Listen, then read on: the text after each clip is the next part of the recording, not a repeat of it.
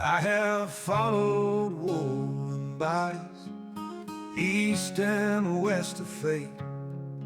Who'd have thought a simple mountain boy could come so far on hate? Valleys catching fire in the mountains' evening glow. My soul is just a fugitive with nowhere else to go.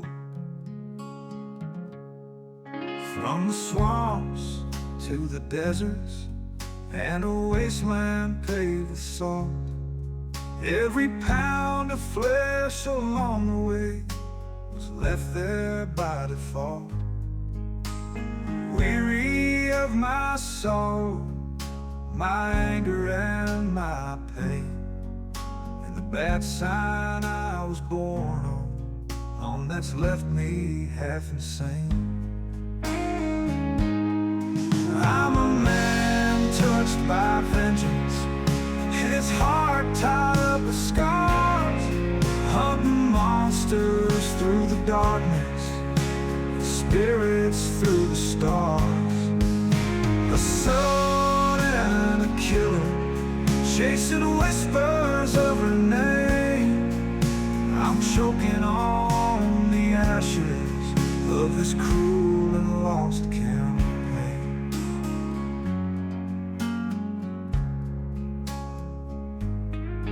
I was standing on the precipice, the past written in her eyes. Violent reunion with the truth broke open wide.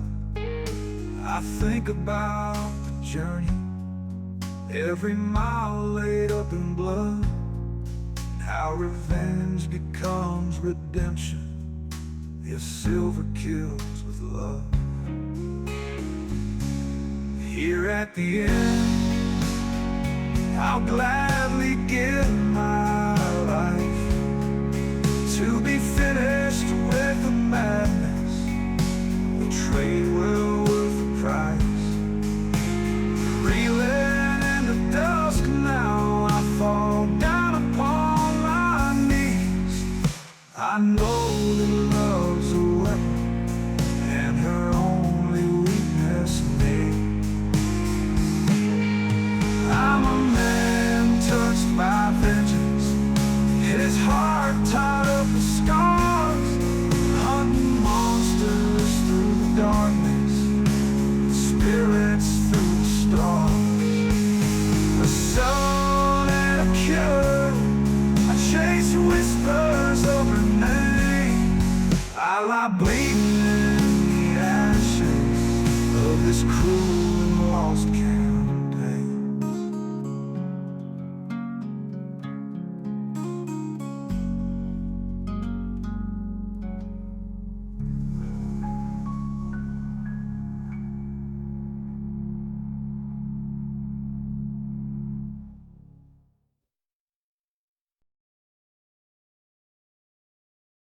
In the wilds of the Rockies, where the great Peace River flows, a hermit's rustic cabin still stands as long ago. He's the last of his order, a shaman radosman, who recalls the mighty buffalo and clothes made from deer skin. His name all but forgotten, save for a precious few, and his deeds are legendary. His life steeped in the feud, in the denigration of his people. He was his culture's final chance.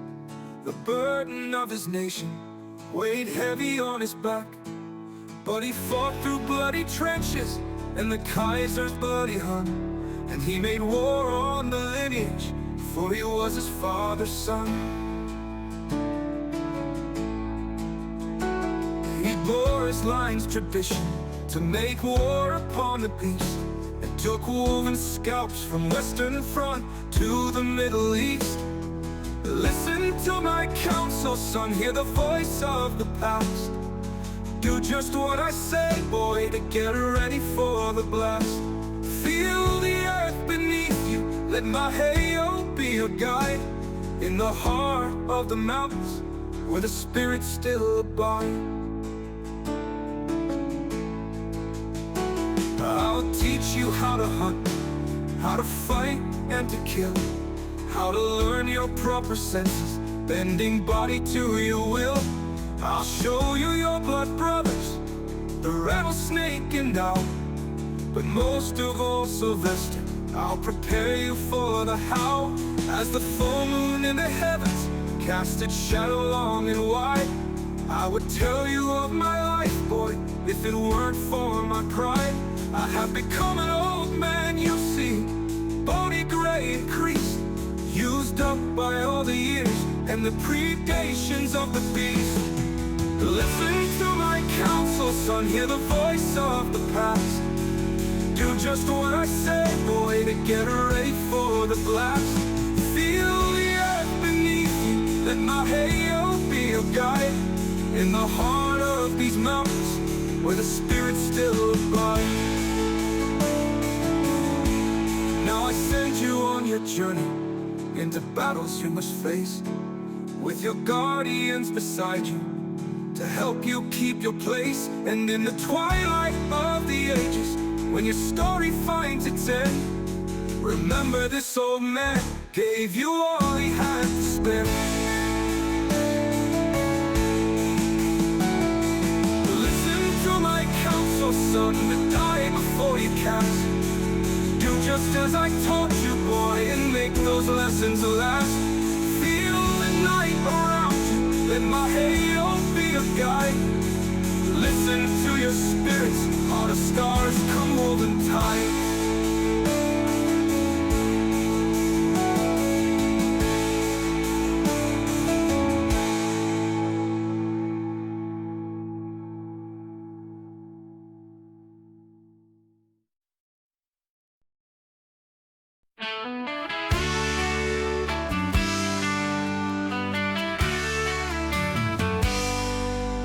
In a smoky dive on a Saturday night, where the jukebox spins a tune just right, sat a young hunter back from Vietnam, a new horseman's duster and an amorous plan.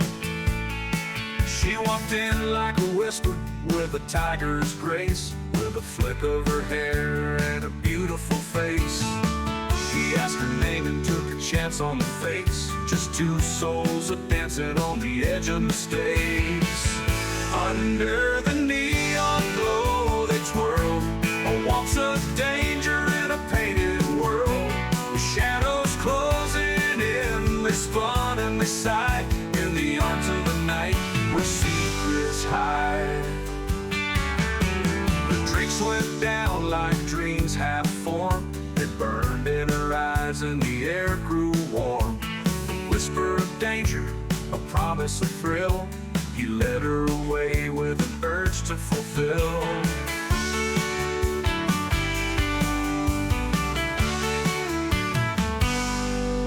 In a motel room where shadows played, where they fell to embrace and the urge held sway.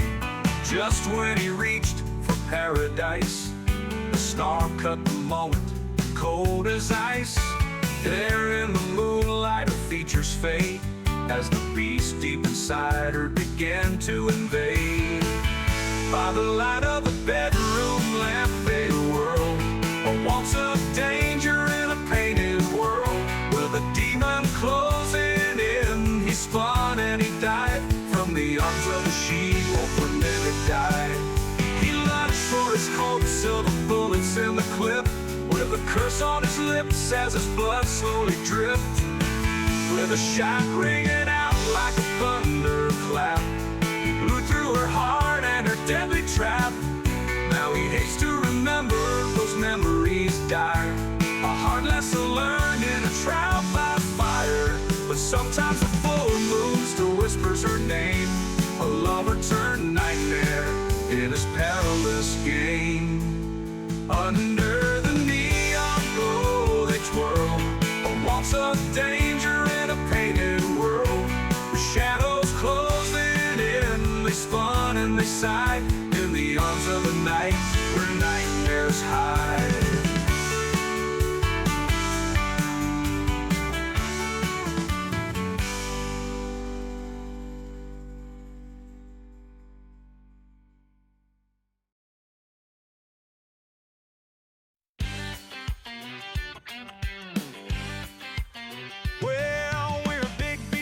squares, and we're top-tier players, and we're feared everywhere we go. We'll crush a brood of demons, and we'll stomp a shroud of ghouls, and track werewolves in the snow. We've seen all kinds of frights and been in all kinds of fights, but the sight that'll get to you is the one like scripture when you see your picture on the cover of the MHQ. Gonna see my picture on the cover. Gonna hand out copies to my brothers. Gonna see my ugly mug on the cover of the MHQ. I've got a 9mm Beretta and a blood vendetta, and home is where I hang my hat. I got a taste for what might kill me, and I'm hungry as a vampire bat. Now it's a bloody trade, this grim crusade, but we really don't mind the view. And the view that'll get you's when they put your picture on the cover of the MHQ. Gonna see my picture on the cover. Gonna hand out copies to my brothers. Gonna see my ugly mug on the cover of the MHQ. I've got a 12-gauge twin-barrel sawed-off shotgun that wastes anything it hits. Got a genuine shaman's mojo when weapons won't do the trick. We got stakes and silver and stories to spare, so we might as well tell the truth. That was stone cold drifter, so we can't get our pictures on the cover of the MHQ.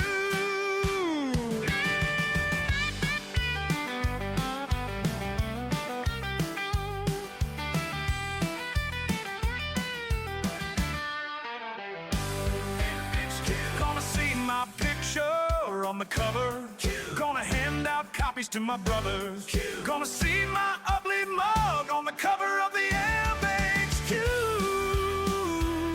On the cover of the MHQ.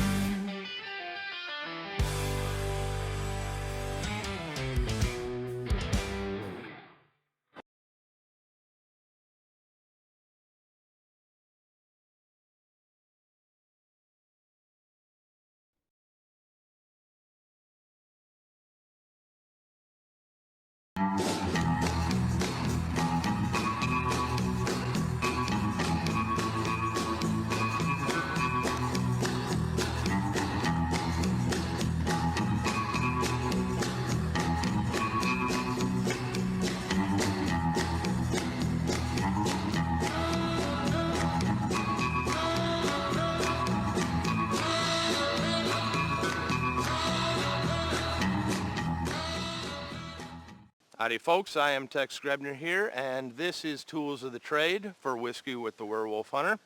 This is going to be a bit of a slapdash episode. We weren't quite sure we were going to have an episode this month, but Brian challenged me to create a demo for a delivery system on aconite wolfsbane, and the best that I could come up with was an injectable marinade syringe as my visual aid. Now, everybody knows how a syringe works. However, not everybody knows how a delivery dart works, and that's why I'm going to keep this stem of the plunger covered, because you can't just attach this like this. If you want a real good representation of improvised delivery darts for tranquilizers, look up green rhino hunting with archery equipment, because you can't just attach to the back.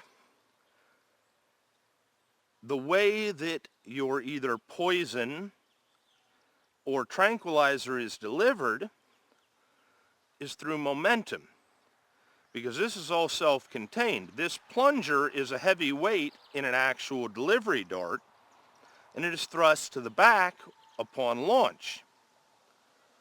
And when it hits, it then forces the liquid out as it continues forward. That's the way a dart actually works. Now, obviously, in the case of a werewolf, this would be a silver needle, but where the actual needle joins the dart that would then have fletchings or be attached to an arrow, this here is the weak point. And the needle breaking off is very evident in both real-life animal tranquilizations and in the Jurassic Park novel, as well as the Lost World Michael Crichton movie. But the way that a dart works is this plunger doesn't have this stem. The plunger continues forward when the dart hits to its hilt on the needle, and the plunger continues forward, forcing the toxin or tranquilizer out through the needle. But this junction is a huge weak point. I hope that this has been a decent slapdash segment for Tools of the Trade on explaining the problematic issues that you might have in trying to deliver aconite wolfsbane to the wolfen kin, because you can't just tie this to an arrow and expect it to work. The dart is very specific to its purpose and works on momentum in one way to keep the fluid in the syringe, and another way to drive the fluid out by the plunger sinking home.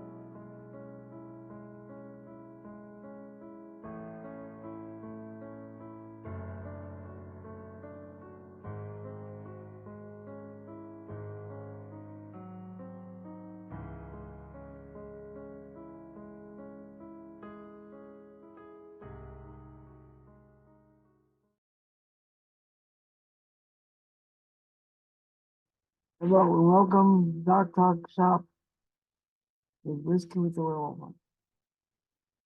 Tonight, I'm talking about one of the greatest werewolf stories of all time, the Beast of Juggernaut.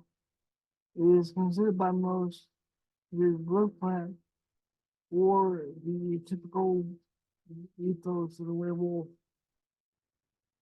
created by modern media. It has the silver bullet, the pearl between the church and the beast, and a lot of other elements that media has made much of. 18th century, around 1764, if memory serves, a series of killings began in the region known as Lebanon. They were initially assumed to be wolf attacks, which at the time were not uncommon, but the more they went on, the more details started to come out, and it became obvious that it wasn't a typical wolf attack. One thing, the kills were almost inevitably young women, and they were attacked mainly in the throat and the head area.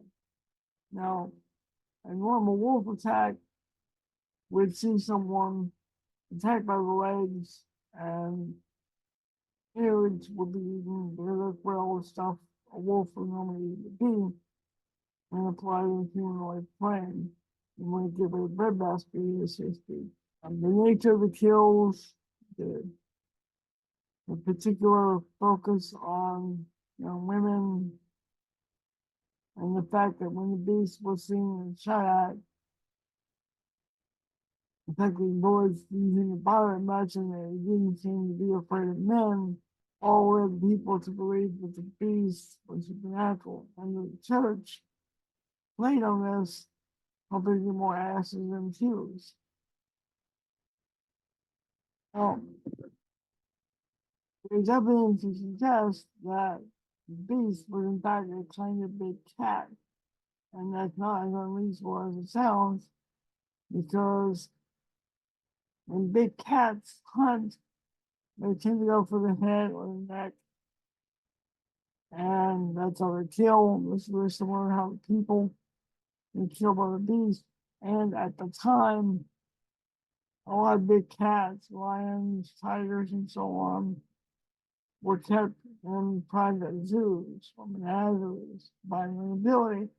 So basically, what we have is the possibility of somebody's pet getting out and going rogue, and that could have been the basis for why the beast was sometimes described as a wolf and sometimes described as other things. Another likely candidate, although a little more far-fetched, the wolf. And then, of course, there could have just been one or more unusually motivated wolves, or even, if you believe in the supernatural, a werewolf. Now, Jean Castile gets credit for killing the beast. Is said to have gotten some silver made into a bullet, and that's what killed the beast. You also have the bullet blast, so you have the combination of beast being affected by the holy and by the silver. And the silver, of course, has a connection with the moon. There's also the theory that silver disrupts the action of the pineal gland, which some occultists believed back then is how werewolves and so on were able to change their shape through the function of the pineal gland, or the third eye, as some people call it. Also evidence there was an Catholic or possibly an occult group in Sevagon at the time, and that the killings could have been the result of a conflict between the church and this group. If indeed existed, this theory was dramatized in the movie Brotherhood of Wolf, although not clearly in my opinion. Seminole is not a legend in the sense of most legends. It is historically documented. These things did happen. There are documents at Broussard. One of the creatures that was thought to be the beast was taxidermied and presented at Broussard, and essentially was done away with, quickly buried because the king didn't like the resulting taxidermy. So, point is, you have a real killing series, have a real situation, and people being people came up to them with what to them was a reasonable explanation. And over time, these things become exaggerated on in mind, become elaborated on by writers and commentators. Some people saw the beast as the work of the devil. Some people saw the beast as the wrath of God. So which was it? It could have been both. These are all worthy questions. One factor that stands out to me as a historical researcher is the fact that the killings went on for almost a year before the king and the nobility took notice. Only interested in it as long as he took up the attention. He lost interest in it very quickly because it wasn't a one done kind of deal. The way he imagined it would be. He imagined that with his mere words, the king of France, the beast would have laid down on the hunt to kill it. In fact, there's even doubt that Jean Castile killed the actual beast. He asked for what he read. With that in mind, I'll say good hunting and mind alone.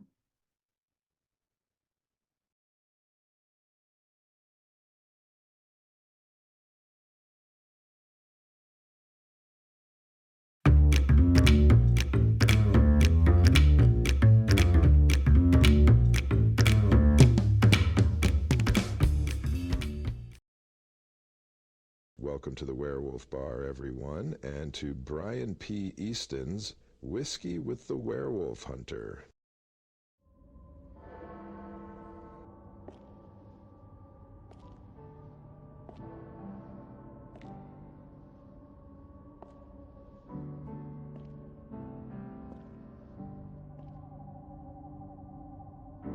I saw a werewolf with a Chinese menu in his hand,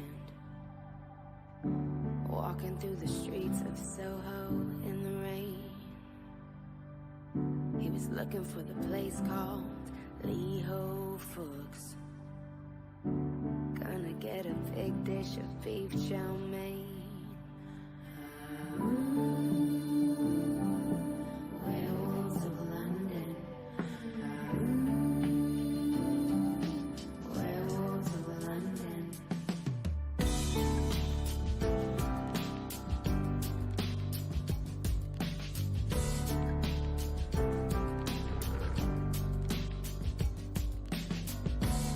If you hear him howling around your kitchen door, you better not let him in. Little old lady got mutilated late last night. Werewolves of London again.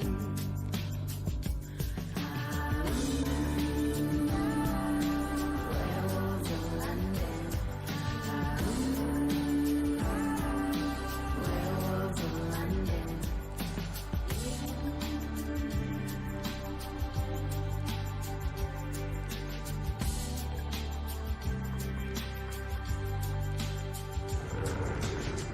He's the hairy-handed gent who ran amok in Kent. Lately he's been overheard in Mayfair. Better stay away from him. He'll rip your lungs out, Jim. I'd like to meet his tailor.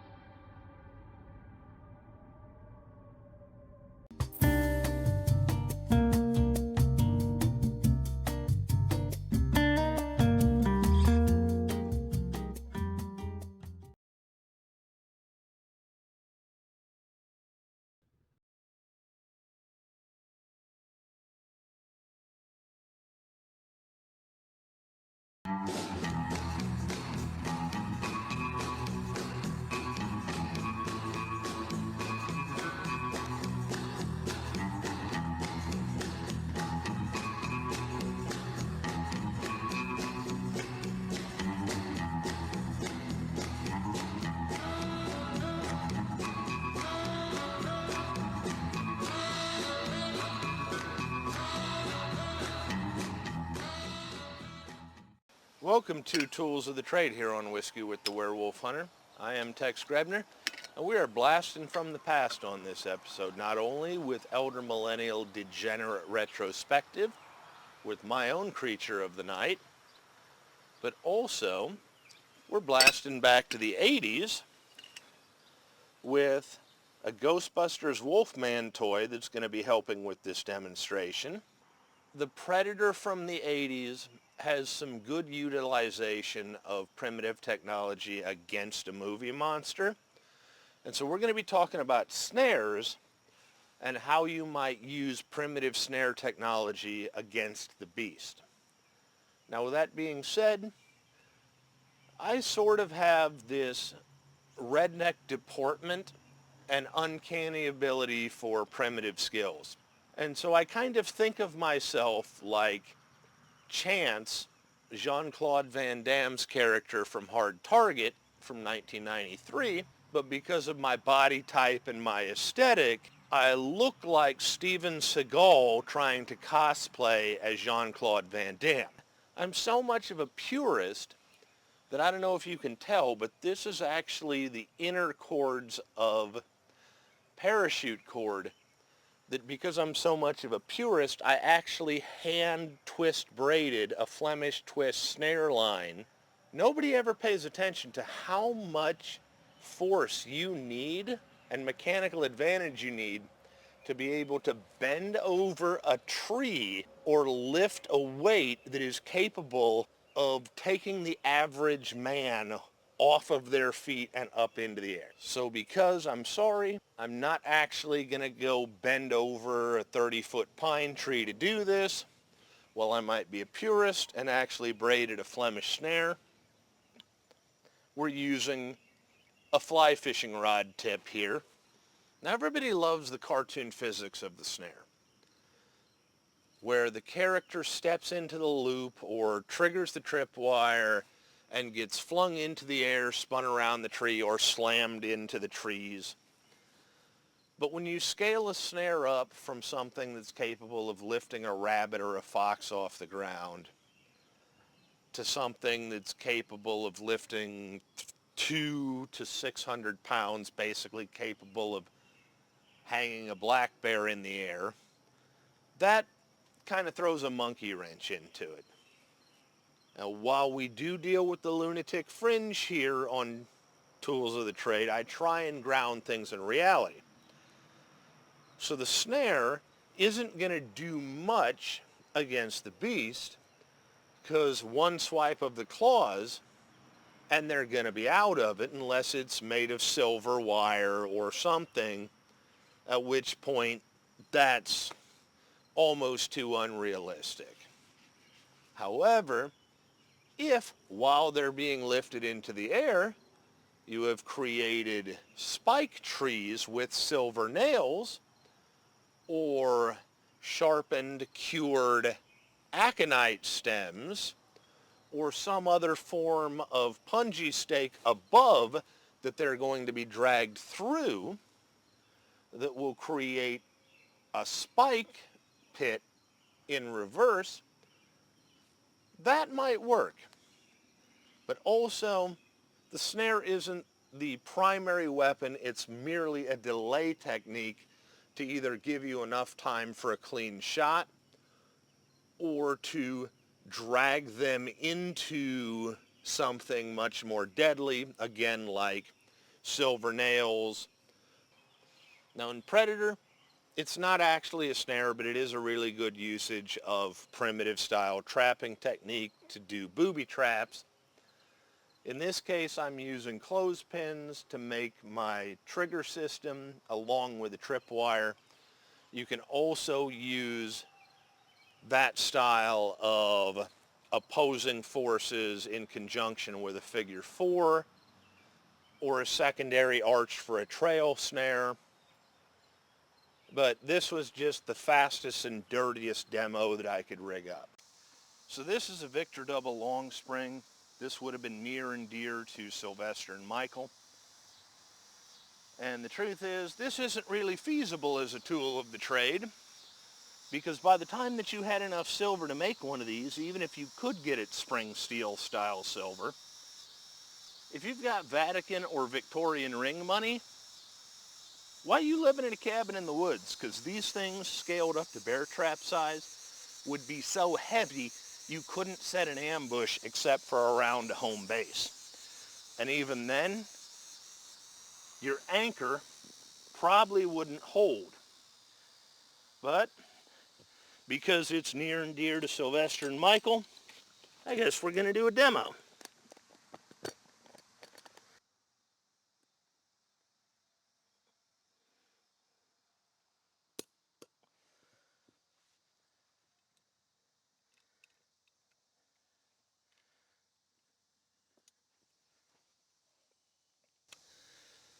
So just like how the fishing rod was a spring, or our tree limb, we have springs, and we have a tension delay trigger, and then we have our pan. So I hope you guys have enjoyed watching this episode of Tools of the Trade here on Whiskey with the Werewolf Hunter.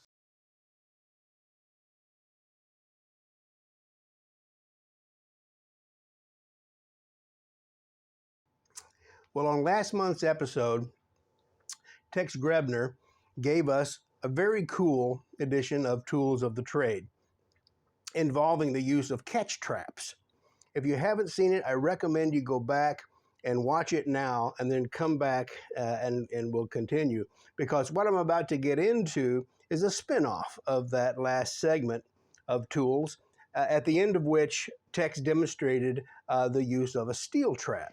Now, trapping fur was a big part of Michael's livelihood in his later years. And of course, Sylvester and his father, Foster, were running one of Winter Fox's trap lines the night that Foster died. So as Tex mentioned, the long spring trap he used scales up in size until they're big enough to catch a bear.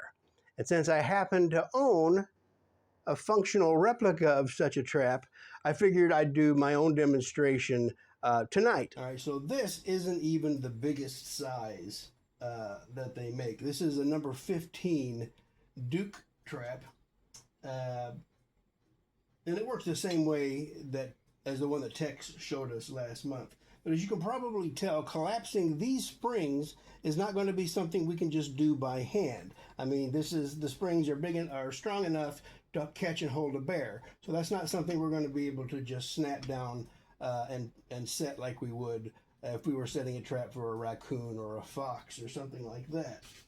So what I know about the old mountain men is that they would set these traps with a tool and then carry them to where they were going to make their set, because if they didn't, they risked leaving their scent all over the trap and the ground, and as much effort as it took to set the jaws, so they would leave a lot of scent on that. So they compress the springs with a tool, open the jaws, and then they would run this trigger piece right here, which is called the dog. And the dog would come over the top of this fixed jaw, which would be down here, and it would hook into this notch in the pan. And the tension there would hold this jaw, so you have to imagine this jaw is down here, and this is blocking, keeping it from coming up. Okay, so this would be the fixed jaw. Now, coming back here, this jaw would be movable, and it would be laying flat as well, but you could move it up and down if you needed to adjust it for something. Then they would make their set, and they would dig out the place they were going to put it in the earth, sift dirt, and place floor litter to cover it all up. Now you see this big chain right here that's attached to the trap.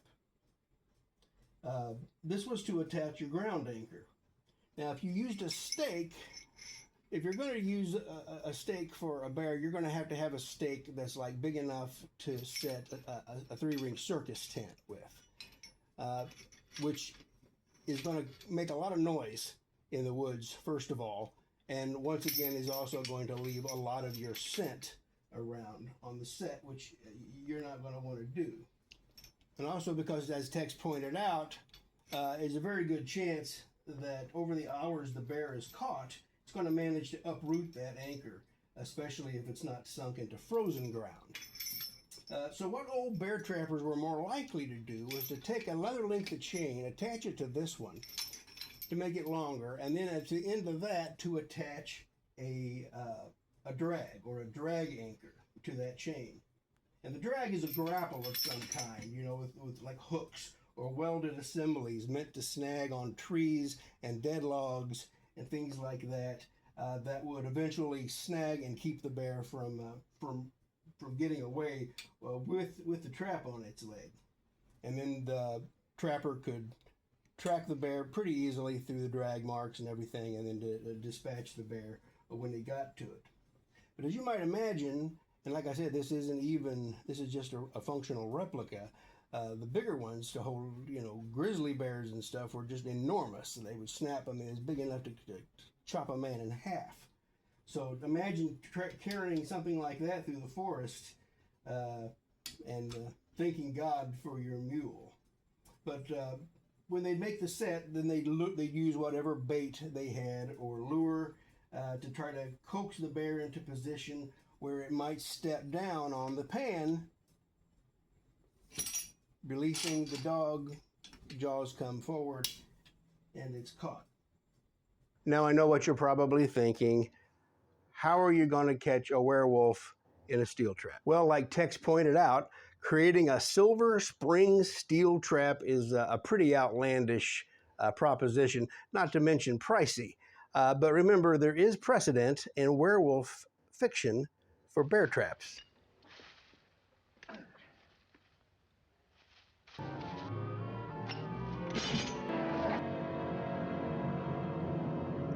So with that in mind, let's take it outside and see if we can set this bad boy. Okay, so here we have our Duke bear trap with the long leaf springs. We've clamped down one of the leaf springs with a C-clamp.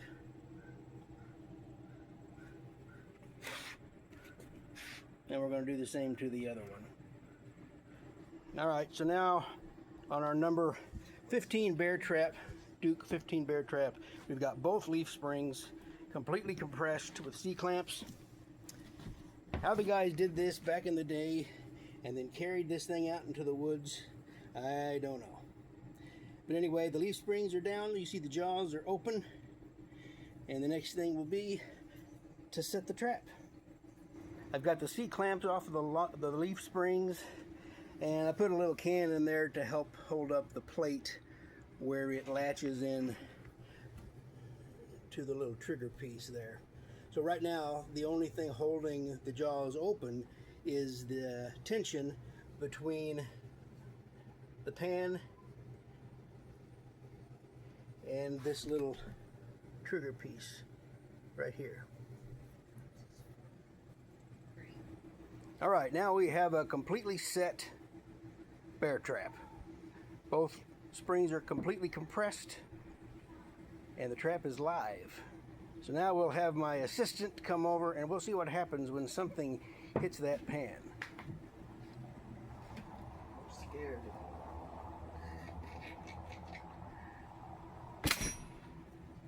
And there you go. Whatever's in there is caught with a broken leg. And that's a bear trap.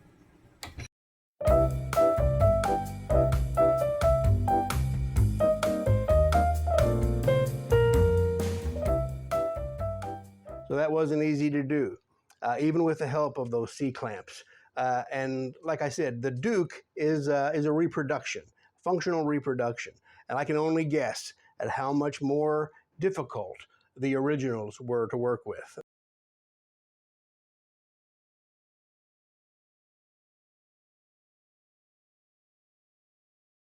Welcome to X&Z Horror Movie Reviews. I am X with your Gen X perspective. I'm Z with your Gen Z perspective. And it's Halloween time, so we're back on werewolves. We're going to do a special triple werewolf movie episode for you tonight. And this is a collection of films that maybe slipped under your radar. Not big budget films by any means. This is all independent cinema, and with varying degrees of things that are interesting, things that maybe are not so great, but each of them has a little something going for it. Now, I will qualify these movies as werewolf movies based on the fact that each one of them uses very obvious werewolf imagery. Doesn't leave anything to the imagination. There's no doubt that some of the images shown are werewolves. Whether or not that turns out to be what you were expecting, that remains to be seen viewer by viewer. All right. We are going to begin with 2013's Were, spelled W-E-R. Clearly, the budget did not exist for a longer name. However, we're going to put the trailer in the comments section, as we will do with all of the films, and what you'll see is a modern day take on what would happen if a werewolf was being investigated by police for murder. It shows things a little bit from the legal side, not fully, not realistically, but a little bit. All right. This movie is brought to us by William Brent Bell, and stars A.J. Cook, Brian Scott O'Connor, Simon Porterman, Vic Sahay, and Sebastian Roche. Now, we begin with a family that's murdered, and savagely. And the police say this must have been done by an animal, but it's also got some premeditated stuff done by a man. And so this guy is arrested. Now, this guy is a moker. Okay, very tall. They did the makeup in such a way that he's very hairy, very hirsute, and he looks like a werewolf would look, right? He's monosyllabic. He's not active. He just kind of sits there in the police station. It's not a bad effect. I don't know that you enjoyed it as much as I did. I don't care for it nearly as much. I prefer a little bit more of a crisp quality when it comes to filmmaking, but that's just me. Some people like the found footage style, the aesthetic, and I respect that. But for me, I don't know. I want to see everything in action in 4K. You know what I'm saying? Yeah. So that's how I feel about that. All right. You know, all right. The werewolf isn't bad though. I can dig it. It's not bad. Well, it's a real werewolf. I mean, yeah. you look at that guy and you're like, no. No. You see this guy in the mall and you turn around. You're like, exactly. I didn't It's bring like, my silver bullets. no. I'm not messing with that. No, I'm not messing. No. So, points there. Yeah. But the style I wasn't a big fan of, and the story writing, we're not going to go heavy into the story, but it's a bit odd, to put it simply. Like, the ending is a little questionable in my opinion. I'll catch everybody up with that real quick. So what happens is he escapes.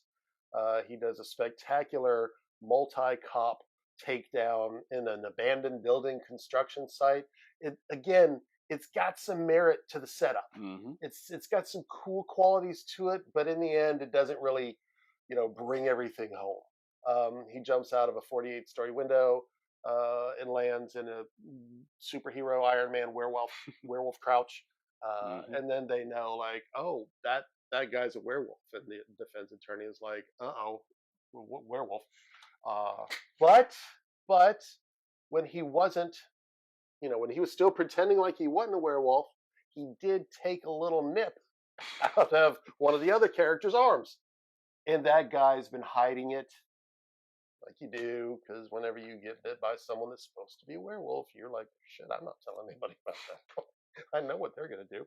Anyhow, this is where the whole movie starts to go downhill, because I guess they recapture the guy, and then they're transporting him, but he's in a van, a police van, and then all of a sudden it shows the van spinning off the road and wrecking, and now all of a sudden, the werewolf is loose again, but the other guy turns into a werewolf just in time. And this is where it gets weird, because in most movies, the werewolf transformation, that is the main thing. That's like, you got a werewolf movie, let's see that transformation. These are expensive. They're hard to do. We've seen a lot of bad ones, very few good ones. So this movie decided, what we'll do is avoid that entirely. And the guy that's turning into a werewolf, he shaves himself. There, problem solved. So now we have a naked gremlin who's a werewolf, that he's going to go fight the other hairy werewolf. We got the goblin werewolf, and it's easy to tell which is which. They fight in the dark, but you never lose track. And it gets weird, but of course our hero wins the day. So that's basically the summary of Were. It's an interesting take on the werewolf myth. No one's done another movie quite like it. The effects are questionable. The makeup is minimal, but we do get some, werewolfy looking stuff. It's not the worst werewolf I've ever seen. Is it the thing that you would imagine? Maybe, maybe not. For me personally, it wasn't. I wasn't expecting just a hulking man, very hairy man, but it's just, when I picture a werewolf, I'm thinking of a fantasy werewolf instead of, a real werewolf. Yeah. But I like what they did here, because it was like kind of a fun twist. Like, okay, you know what? That's pretty cool. Yeah. I don't know. I prefer fantasy. Okay. So back to you. Like, do you like fantasy? Do you like real a little bit more? You said you like the real one a little bit more, right? I can appreciate both. I'm with you. Like, a big, gnarly looking bipedal werewolf from The Howling. I can dig it. That's my favorite. But I also dig a little 1941, Lon Chaney, hairy face makeup, just the concept of a guy that doesn't turn into a complete animal. It's supposed to be part human, part wolf. Right, so werewolf. Showing qualities of both is also cool. And I do, like I said, I like the idea that this one tried to incorporate a lot of realistic and modern settings. Right. So I would say, this is not a terrible watch. I mean, it's not a great watch. It's definitely for werewolf completists. And other than that, kind of obscure, didn't get great ratings, doesn't even show up on some of the sites. Moving on, we have a little bit more well-known movie, but still independent and not all that well-known. Right, not a AAA thing, not a $1 billion budget, not Marvel. The Wolf of Snow Hollow. Now, this one's by Jim Cummings. He's got a big fan base, and it was the last movie with Robert Forster. So, and he does his usual great job. It also stars Ricky Lindholm and a bevy of other actors. You enjoyed this one, I know. So I did indeed. Tell us all about this movie. So, Wolf Snow Hollow. Of course, this takes place in Snow Hollow. It's a secluded, snowy town. Not a big population, but it's just a regular town. And they get, is it a new cop? Is he new? That's it, right? New cop in town. I don't know that Either he's way, new. He's had problems with alcoholism. yeah, Maybe he's back on the force. Something. Maybe he just got like promoted. I don't remember. Either way, It's Jim Cummings. He plays the lead role in the movie. He directed it. He wrote it. The protagonist is a alcoholic cop, and he has an investigation regarding a werewolf attack. And Well, it was an animal attack. An animal attack, but they say it's a wolf, but it's too big to be a wolf, and it's very foggy as to what actually attacked the victim. I will say the trailer does a pretty good job of introducing the concept to you. We will also post that in the comments, so you can look that up after you get tired of watching it. Anyhow, please continue. Anyhow, the movie shows the protagonist investigating the werewolf victim and all the other victims and all this and the investigation. And he is convinced that it is not an animal, but it is in fact a man, when everybody else on the force is like, this is obviously an animal attack. A beast. Yes, a beast. And he's like, no, it's not. And so throughout the entire movie, there are more hints and more clues depicting like, okay, this may or may not be a beast. And my favorite part, don't give away the ending. I'm not going to give away the ending, I'm just saying, but it is my favorite part. Good twist.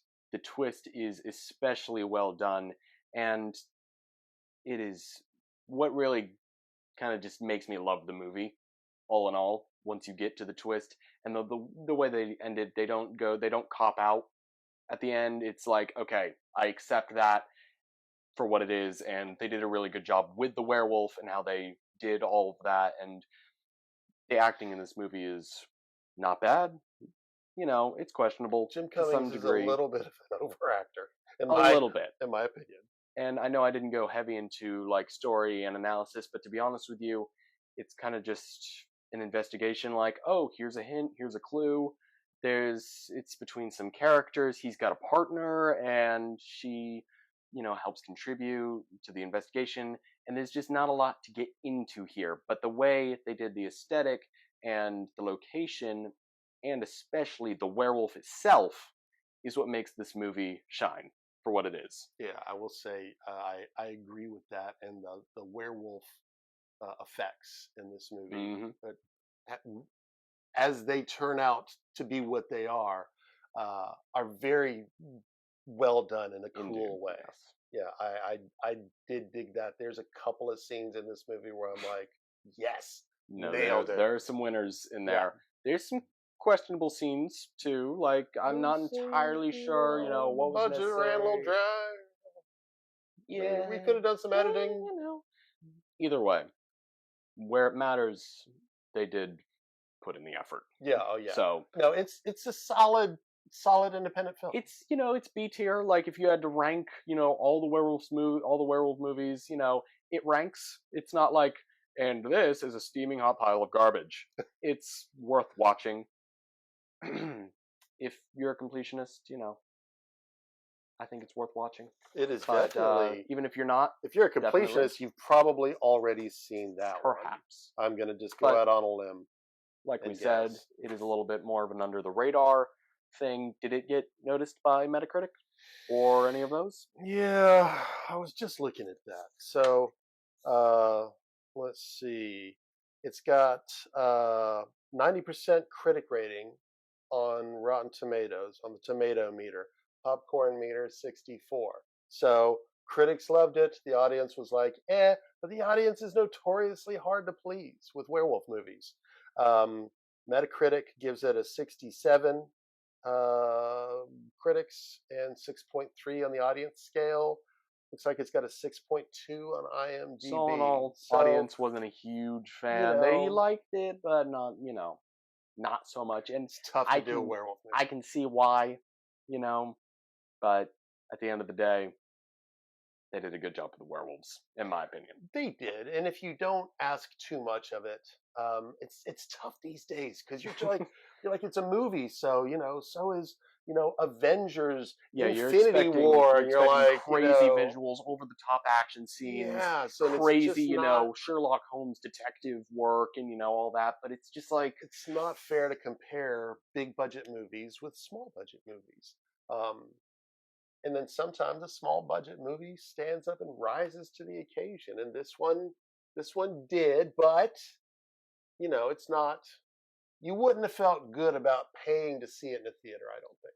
no, But when you're sitting you at definitely home, walk away wanting. flipping channels, and you're like, oh, here's a werewolf movie. You're like, oh, they did a pretty cool job with that. Yes, so definitely a good streamer movie. Definitely not worth going to the theater and spending however much money, because drinks are $7.50. No. You're gonna be $50 into it before you blink. So definitely, that's just for the concessions. Be considerate. Anyhow, Wolf All right. Snow Hollow. So, and that was a 2020 film. So we had our 2013, semi-modern, 2020, and then what we're going to do is we're going to finish off our trilogy with a movie that was released this year, just a few months ago, actually. And this is July, one right? that, I think so. Yeah, that not many people have seen. There's just not a lot of talk not about a lot this of commotion one with this at all. But between the movie poster and the imagery used in the trailer, we'll throw in the comments below, there's a very folk horror-esque werewolf in this movie. And it's another independent film. It's got some decent parts. It's got some long parts. It's got some a little heavy-handed with the grim parts. I think the best word to describe all of them would be confusing. It's well, all right. Definitely confusing, and intentionally so. This one's directed by Michael Patrick Jan, and it stars Ethan Embry, and you've seen him before in stuff. Lee Jun Lee, you've seen her before in stuff. Both of these are accomplished actors. Jeremy Harris is also in it, and a handful of other people that make it happen. The acting is competent. The cinematography is competent. It's all good. It looks werewolfy as far as you're not looking at the movie and going, "That's an indie film." Right. Like that's cheap. They did a good job. None of these films. Well, no, looks indie film. Snow Hollow looks. I'm good. saying no. This movie in specific, I'm saying, doesn't look indie. The other ones maybe, but this one doesn't. Okay, all right. So this one looks good, but it's a movie. I'm just going to put it on the table. It's a movie about mental illness, and you never know if what you're watching is real or if it's something being imagined until certain things start to give the scene away. And then you realize, oh, this is not actually happening. Right. The movie, I will say, begins and ends with the same scene. You immediately will ask, why is that happening? And that's how you start with questions. You end with questions. There's some grim material in between. And it's not a fun movie. It's not a happy movie. However, there are the scenes with the werewolf element of this movie that are pretty cool. They're pretty effective. All right. And well, we rated the werewolves before we did the movie, and you liked Where the least. I liked Where the least. Okay. And we didn't really get to which one we liked better, which werewolf was better, Snow Hollow or Alma. Okay. They're very different. Here's the thing. They are very different. If you're going with a classic, like, beastly werewolf, if you like beastly a little bit more than humanoid, then you're definitely going to like Snow Hollow a little bit more. That's a lot more of a beast. Okay, that's true. Alma and the Wolf, a lot more like that could be a guy in a suit, looking like the aesthetic, because it probably is a guy in a suit in reality, but it's definitely a guy. Well, of course, in reality, in real life, not probably it is. If you like beastly, Snow Hollow. If you like more human, Alma. Alma and the Werewolf features, it's obviously a costume, but it's very effective. And regardless of what it is, because that is in question in the movie, because there's a point at which we meet the werewolf, and at first it's a real wolf, and it's a wolf that they got. It's a wolf. It's the movie. Yes, then all of a sudden you turn around, and there's this bipedal being standing there in this get up, and you're like, because it's just screaming with crazy, it's effective. You definitely do not want to see that thing coming at you out in the woods. So there's that. And they did just a very good job presenting that as a scary element, I thought. So other than that, we get a little loose with the writing. Well, they kind of run with that from like that point onward. That's the roots. That's it. Yeah. That's what they run with until the end of the movie. And the visuals, like we said, are effective, but they're the same, and they don't try to evolve. They don't try to evolve anything. Like, let me explain this a little bit better. The story, you cannot piece together what's happening on your own. Not really. Like, if you didn't know what was going to happen, you wouldn't be able to piece together what, it's not like... I don't know that you ever do piece it together. I mean, as I sit here right now, because it ended exactly where it began, I couldn't tell you what happened and was real versus what wasn't real. We're dealing with a character who is very much mental, and can I say that on YouTube? We're just running into the troubles. Okay, he's got some sort of confusion going on in his cabeza, and so the entire movie is basically a statement of what a man who is in the middle of a personal breakdown, who has broken down before in his life as a reflection of that, what he's putting in his head is what he would have rather have seen, who he wanted to be versus who he actually is, and kind of fantasies of what he wishes had happened versus the reality of what had happened. And it's a statement about alcoholism. It's a statement about drugs. It's a statement about mental illness. Like I say, it's not a happy film. It's not an inspirational film. But with some very cool werewolf imagery. But because, you have to see all the werewolf movies, this one has some decent werewolf imagery. Anyhow, and it's not, I mean, there's other like police procedurals that are equally kind of like dark and grim, and there's a whole market for that. Okay. It's not like way out there as far as all that stuff goes. You've seen all of this stuff before. They just cobble it together in its own little confusing mishmash of insanity. No, but throughout the entire movie, you're wondering what is real, right, and what is not, and even when they are like, okay, this is what happened, still, you're like, did that happen? Because there's some things that still don't make sense. Yeah, no, even there's a in lot. Reality, right? And either way, and it's just boggling. Yeah. So, it is. All in all, is it a fun watch? Yes, as long as you aren't too disturbed by psychological illness or drug and alcohol consumption, violence, and, abuse, self-violence, abuse, murder. There's some gritty aspects of the movie that some would find disturbing, I'm sure. But as long as you're in it and you're like, okay, it's a movie, and you're willing to watch it for what it is, and you're accepting of that, it's a fun watch. I found. Yeah, it's, I mean, it's Not confusing. bad. It makes you think. Yeah, it's not just it does. This one, out of all three of these films, we watched it. The whole family watched it, and we had more questions about this one than anything I can remember in a long time, to be honest with you. Yes, they did a good job with that. Yep. And you're not like, it's not useless. Like, it's not plot holes.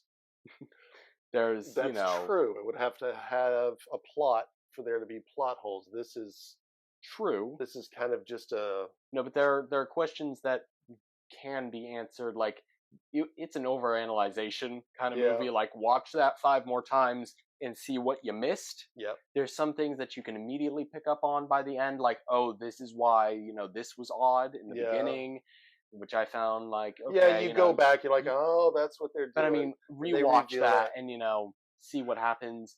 And then there's some things like, you know, what even on like days, because they only showed in reality like 2 days, but what about like all 2 or the 3 days. yeah, like what about all the middle parts, like, you know, when he was at the baseball game, for example, and he was under the rafters, like, was he, you know, where bleachers, was he there, was he the kid, Yeah, was see, he like, that's where it's questionable, and it's like, I don't know, that didn't happen.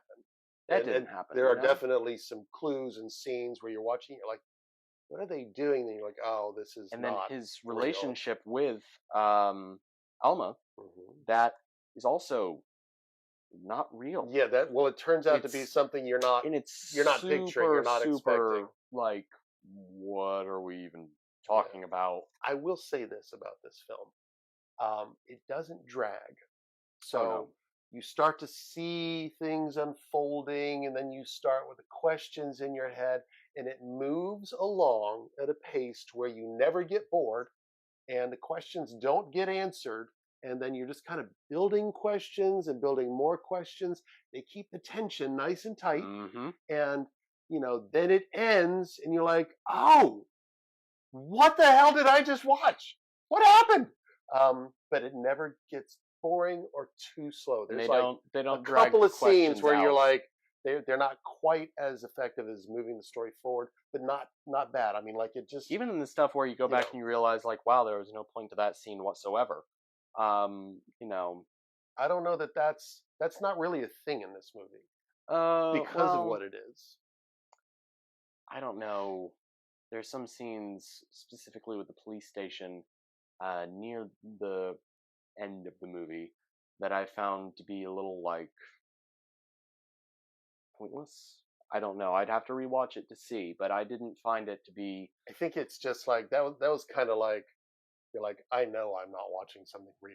Yeah, at this point. That's okay. This is not All right, happening. so maybe that was the bridge to tell you, like, Yeah. this isn't real. Right. And then that is like, so all my questions regarding, you know, all this, now we have the element of what's real and what's not. Yeah.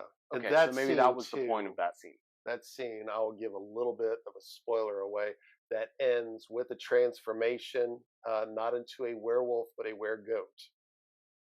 And the devil plays a role in the symbolism in this movie, and there are some definite folk horror scenes it involves 2 goats as well as a wolf. It gets 3. freaky. We only see three goats. It's 3, Okay. and That's they 2. only show 2. Okay. Oh. She said 3 though. All right, She and said that's there's 3 probably goats. another clue. So there's a lot to yeah. piece together with this one. There was obviously a disturbing bonfire scene where there's some questionable yeah, there's some dancing. interpretive dancing. You're like, you know, I'm not. Where are we going with this? I'm not sure. But you know, it all kind of sorts itself out, I guess, by the end. At the end of the movie, you're left confused, bewildered, and with questions. Yeah, definitely. Okay, Well, so with that, that's 3 more werewolf movies you probably haven't seen, but you know, unlikely. now you can view the trailers below, and if you like the look of it, check it out. All right, we are going to have more Halloween reviews coming up. We're going to try to catch up on some things that we've seen a lot of movies. We've watched a lot of movies to review.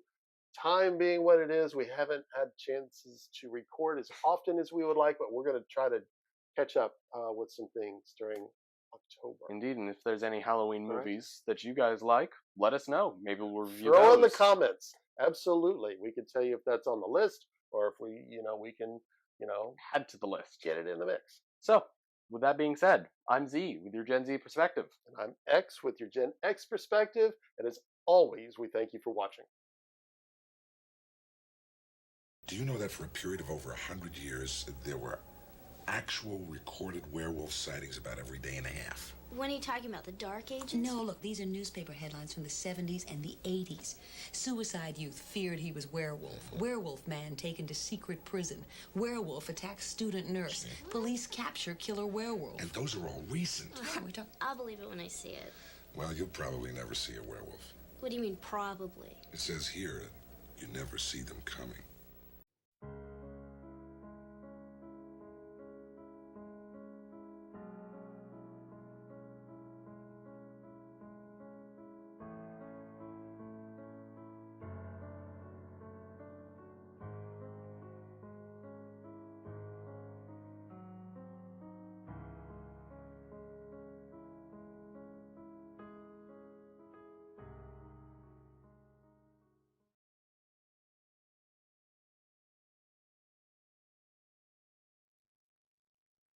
Hello and welcome to Whiskey with the Werewolf Hunter. And this is Doc Clark's shop. After a long unintended hiatus. Tonight, I'm going to talk to you about one of the most famous werewolves in history. An account that laid the groundwork for much of what we take as gospel, no pun intended, for werewolves. At least until the age of science and fiction. Tonight, I'm talking about the one, the only, thankfully, Peter Stube. Peter Stube was an older man in Bedford, Germany. He was, depending on the account, either very destitute or wealthy.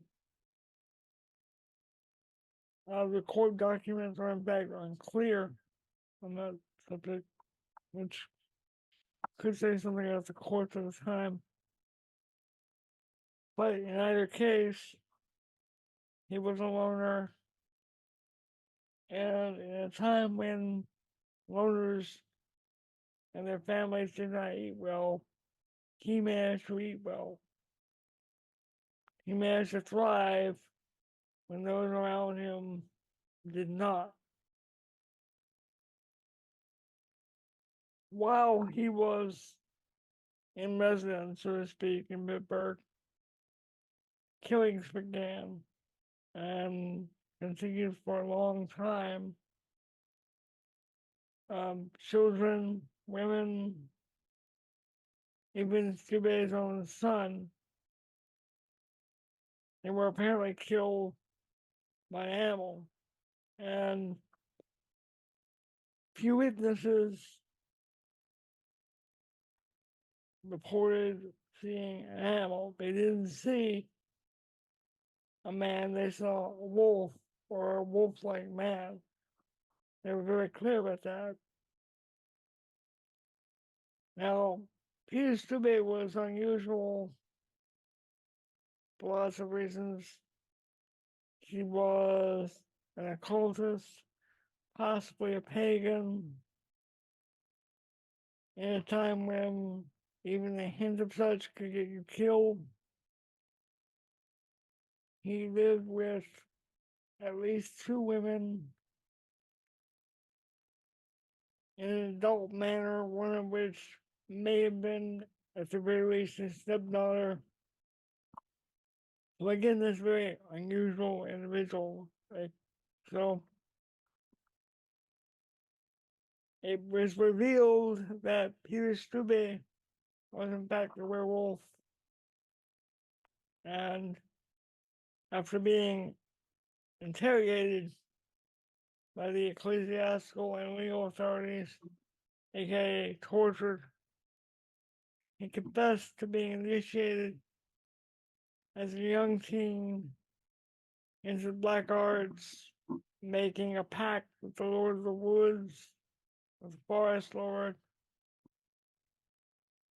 as a younger man, gaining a wolf pelt, and becoming a werewolf in the process. Now, it's interesting that the court records referred to Stube as both a flesh eater and a blood sucker.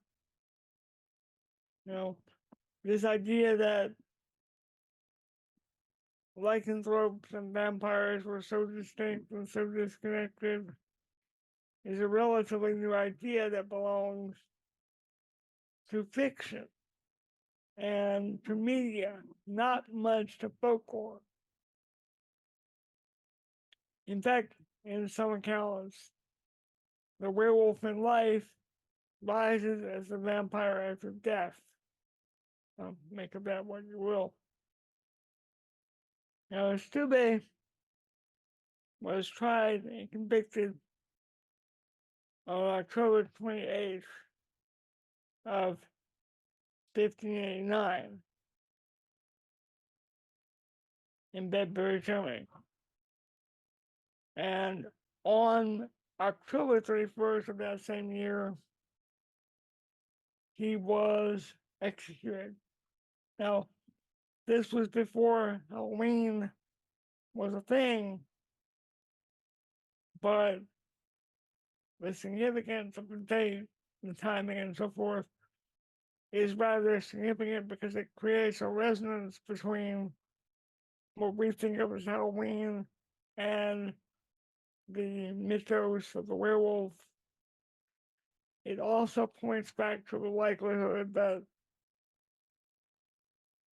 if his rituals actually occurred the way he described, he would have become a werewolf starting on August 1st, way back when he was a teen, which could be the origin of the whole autumn moon is bright thing in Carl Sandnick's poem that he wrote for the Wolfman. Stube was, by all accounts, unrepentant and was very likely what we would now consider a psychotic killer. Now, there is the hint of a man desperate to survive, finding a way to survive. And it should be noted that both his wife, mistress, and daughter, possible mistress, were killed alongside him. They were burned while he was beheaded, skinned, and eventually burned. Now, much like Ryan P. Easton described in his fiction, the sign of the wheel with the slots of wood originates from after the killing or the execution of Stube. They took his head and, depending on the account, paired it with a wolf's head and put it on a wheel with pieces of wood representing his victims. And if that tradition was carried on, if Stube's tradition was to be carried on, I can see how that would become a sigilized fetish object. The whole wheel with the slats and so forth. Peter Stube, at worst, was a werewolf. At best, was a psychotic and a deviant. So obviously, nothing to imitate or venerate. However, Stube does represent a constellation of many factors that have contributed to art, fiction, even music. Recently, the band Powerwolf released a song called 1589. It was all about the case of Stube and how he was both predator and victim.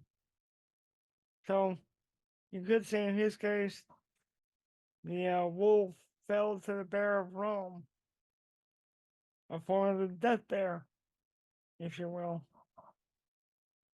With that being said, after a long hiatus, I will say good hunting, and as always, mind the moon.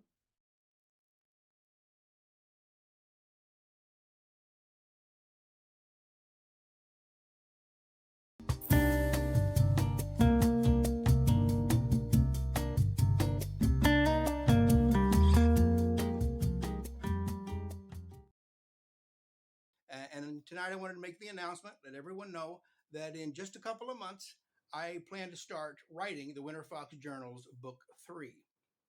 I have done notoriously little writing this year, and I feel it the most now in this penultimate month of the year.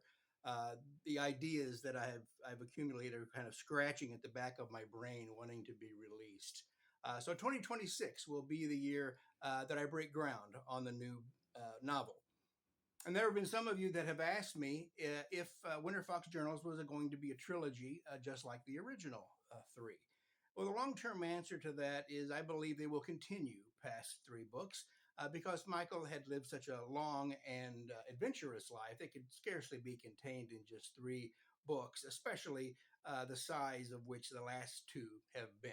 Now, that being said, in the shorter term, I do plan on pausing the Winter Fox journals on the 3rd one and focus on what will be the last book of the life and times of Sylvester Logan James, who is, after all, the primary character in this series.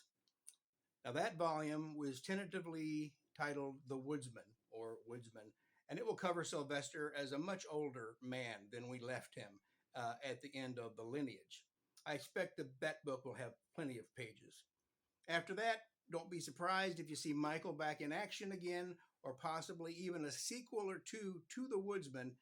That's just looking down the road and giving you my best guess of where we might be headed.